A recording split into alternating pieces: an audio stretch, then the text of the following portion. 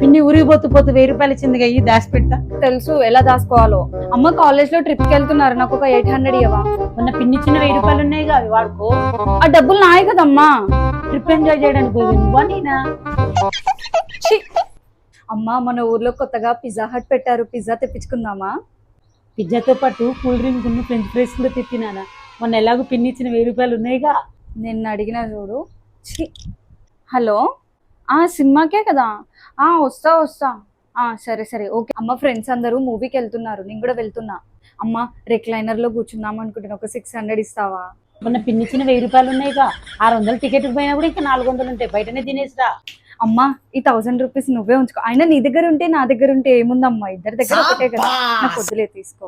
ఇక బాగా అనిగింది. డియర్ చుట్టాలు, ఇంకోసారి పిల్లలకి దయచేసి డబ్బులు మాత్రం ఇవ్వకండి, మా పేరెంట్స్కే ఇవ్వండి, లేకపోతే ఇలానే మీ దగ్గర ఉన్నాయి అని చెప్తారు.